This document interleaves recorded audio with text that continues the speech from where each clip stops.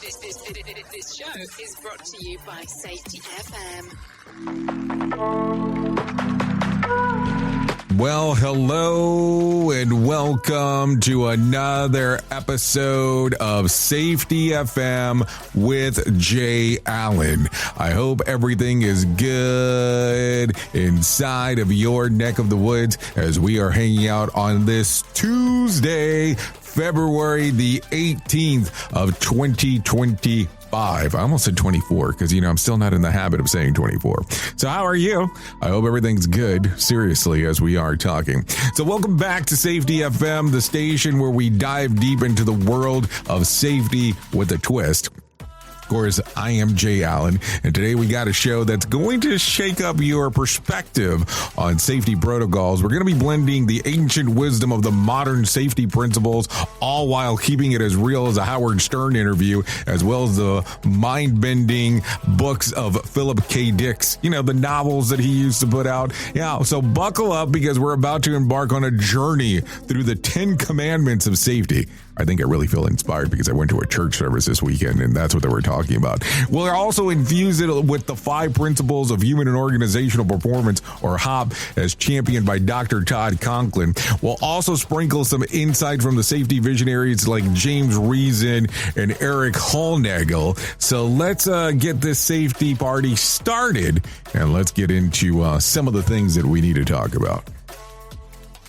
So picture this for a moment, okay? So let's just go through it. The original 10 commandments were etched in a stone tablet, right? I mean, that's what we've been told for years. Well, today we're going to be chiseling out a new set, not on a stone, but in the fabric of an organizational culture. And they are the 10 commandments of safety designed to revolutionize how we think about safety in the workplace. So let's start off, if we were going to call them in this particular fashion, let's go ahead and start off with, let's talk about commandment 1.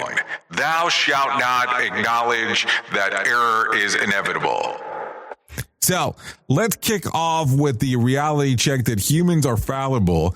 So we screw up. Let's just be kind of honest about the whole thing. It's in our DNA. Dr. Todd Conklin puts it bluntly. Human error is normal. Instead of slapping a wrist when mistakes happen, we need to design our systems to anticipate errors and absorb the impact. It's like building a spaceship that expects meteor showers and is ready to handle them without going off course. Let's go into commandment 2. Thou shalt not resort to blame. Blame is a cop-out. Let's just be realistic. That's really what it boils down to.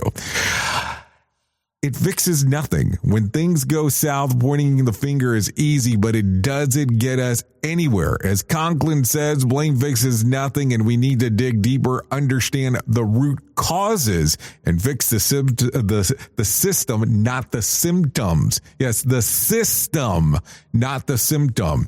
A lot of people have a hard time with that, but we need to take a look at what system issues are that are going on around there, opposed to blaming everything else. Commandment 3, thou shalt foster a culture of learning.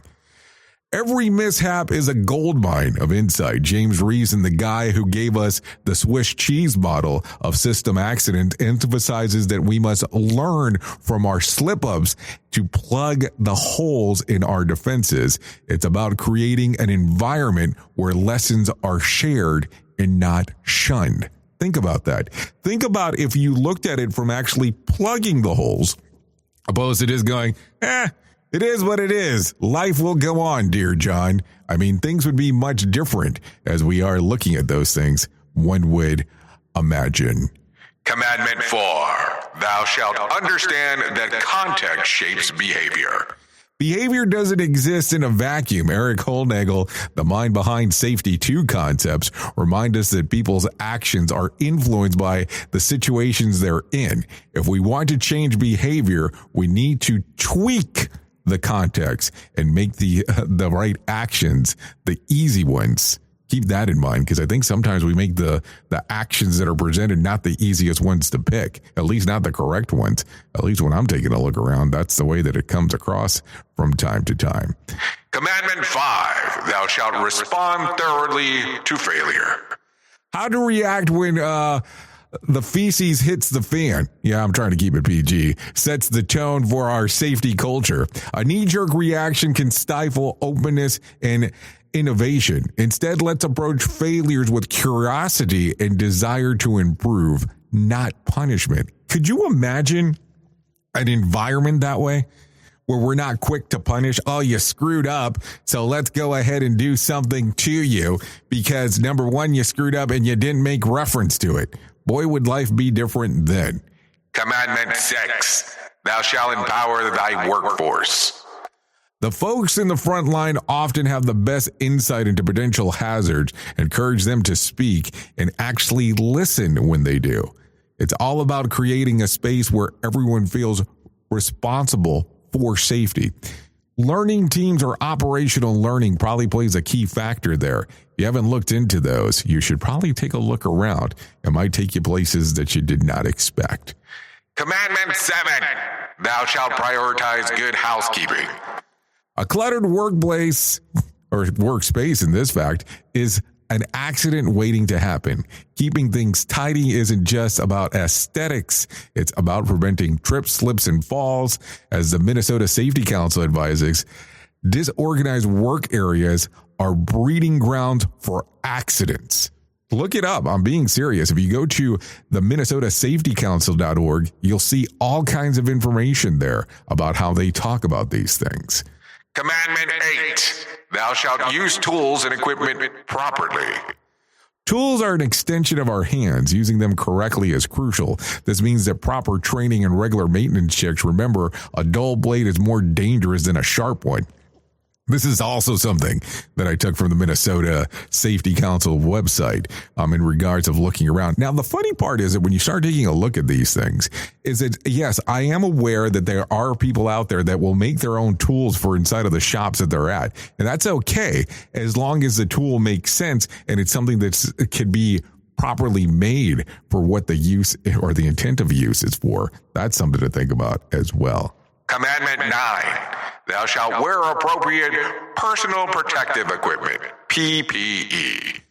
PPE is your last line of defense. Whether it's gloves, goggles, or hard hats, gear up appropriately for the task at hand. It's not just about compliance.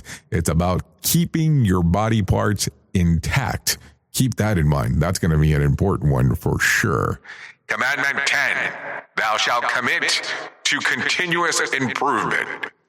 So safety isn't just a one and done deal. I know some people wish that it was, but that's not really quite the case. It's an ongoing process, regular training, audits, and a willingness to adapt that are key indicators inside of there. As Conklin notes, learning is vital. We must be proactive in seeking out new knowledge and applying it. And I know sometimes people have such a hard time understanding some of these things. There are people that are out there that think that they have learned everything that they need to know and they're done. There's nothing else to learn. And that's really not quite the case on anything in life. But think about that as we are talking. So there you have it. That's the 10 Commandments of Safety. By embracing these principles, we're not just following rules, we're cultivating a culture where safety is woven into the fabric of our daily operations. So remember, it's not about being perfect, and I know that this was kind of a unorthodox way about going about some of this, but it's something to think about. It's about being prepared and proactive in regards to what we're doing. And no matter how creative or different you need to talk about these things, talk about them from time to time. I have been your safety manager and host, Jay Allen. And until next time, stay safe and stay curious. Bye-bye for now.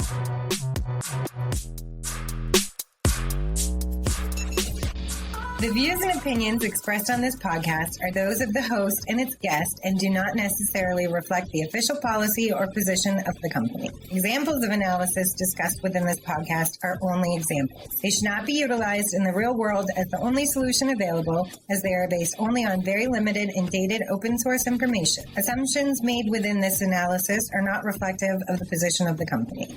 No part of this podcast may be reproduced, stored in a retrieval system, or transmitted in any form or by any means, mechanical, electronic, recording, or otherwise, without prior written permission of the creator of the podcast, Jay Allen.